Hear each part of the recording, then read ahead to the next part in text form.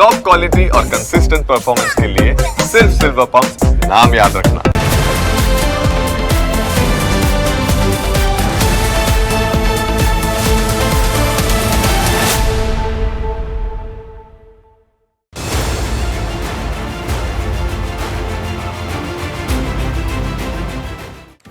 જૂનાગઢ એ આધ્યાત્મની ભૂમિ છે.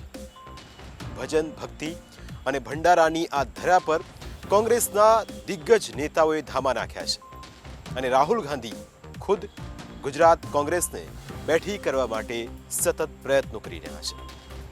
આખરે જૂનાગઢથી ગઢ જીતવા માટે નીકળેલી કોંગ્રેસ કયા રોડમેપ સાથે આગળ વધી રહી છે, શું છે રાહુલ ગાંધીનો ગુજરાત પ્લાન, તે જોઈએ.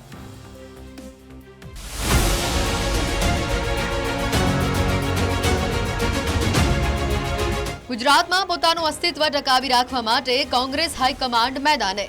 ગુજરાતમાં આમ આદમીના વધતા કદ સામે કોંગ્રેસ નિષ્ફળ રહેતા હાઈકમાન્ડ નારાજ. દિલ્હી અને પંજાબ જેવા રાજ્યો હાથમાંથી સરક્યા બાદ હવે કોંગ્રેસ હાઈકમાન્ડને યાદ આવ્યું ગુજરાત. જે રીતે દિલ્હી અને પંજાબમાં પોતાના કોંગ્રેસના હાથમાંથી આમ આદમી પાર્ટીએ સત્તા આંચકી લીધી, તેવી જ રીતે હવે કોંગ્રેસને ગુજરાતમાં પોતાનું અસ્તિત્વ ટકાવી રાખવાનો જ ડર સતાવી રહ્યો હોય તેમ લાગી રહ્યું છે. એક તરફ ગુજરાતમાં આમ આદમી પાર્ટી પાસે ચેતર વસાવા જેવા આદિવાસી યુવા નેતા છે, તેની લોકપ્રિયતા ખૂબ વધી છે, જેની સામે કોંગ્રેસ પાસે ફક્ત અનંત પટેલ એક યુવા ચહેરો છે.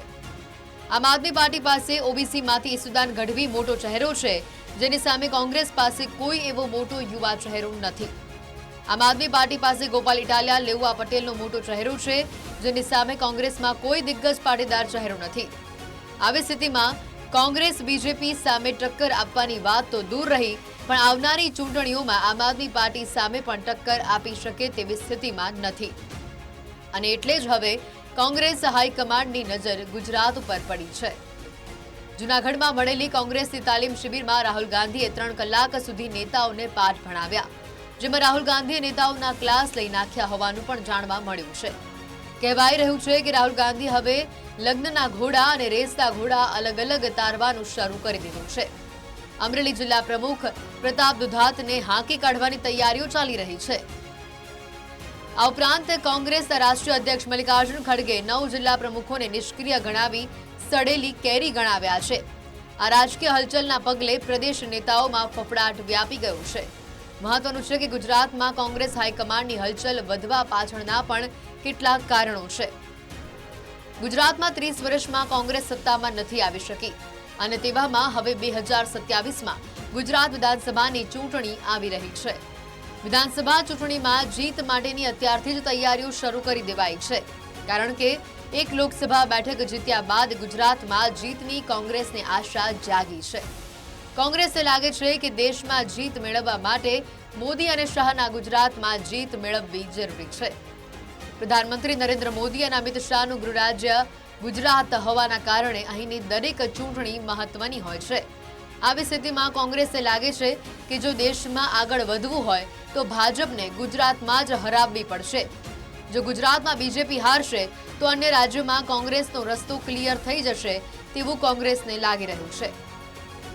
અને આ જ રોડમેપથી કોંગ્રેસ આગળ વધી રહી હોય તેવું નિષ્ણાંતો માની રહ્યા છે. જોકે ગુજરાતમાં જીતવા માટે કોંગ્રેસ સામે અનેક પડકારો છે. એવું કહી શકાય કે ગુજરાતમાં જીતવું કોંગ્રેસ માટે લોઢાના ચણા ચાવવા સમાન છે. જોકે અગાઉના અધિવેશન અને હાલની તાલીમ શિબિરથી ગુજરાત કોંગ્રેસના નેતાઓ અને કાર્યકરોમાં નવી ઉર્જાનો સંચાર કરવાના પ્રયત્નો કરાઈ રહ્યા છે. જિલ્લા પ્રમુખો માટે ગુજરાત કોંગ્રેસમાં લગભગ આ એવી પહેલી ઘટના બની છે કે 41 લોકો માટે રાહુલ ગાંધીજી આવે, ખડગેજી આવે અને રાહુલ ગાંધીજી તમારે ભવિષ્યમાં ચૂંટણી બાબતે નહીં, એનાથી સૌથી મોટી વાત એ છે કે માનવતા માટે તમે શું કરી શકો, અત્યારના પર્યાવરણ માટે, સજીવો માટે તમે શું કરી શકો, ક્યાંય કરતા ક્યાંય ચૂંટણીની વાત જ નહીં. બરાબર છે.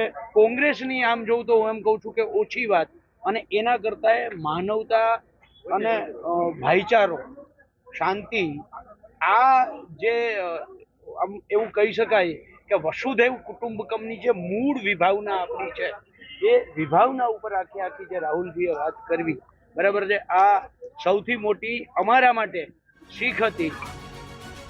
ખાસ કરીને કોંગ્રેસ 2027ની ચૂંટણીમાં જ પોતાનું કદ વધારવા માંગે છે, કારણ કે જો 2027ની ચૂંટણીમાં કોંગ્રેસે ગુજરાતમાંથી સારી બેઠકો મળે તો તેની અસર દેશના બીજા રાજ્યોમાં પણ જોવા મળે અને દેશમાં પણ તેની અસર જોવા મળે. અને એટલે જ કોંગ્રેસને મોડે પણ ગુજરાત યાદ આવ્યું છે અને હવે જોવાનું એ રહેશે કે કોંગ્રેસને તેમાં કોઈ સફળતા મળશે કે કેમ.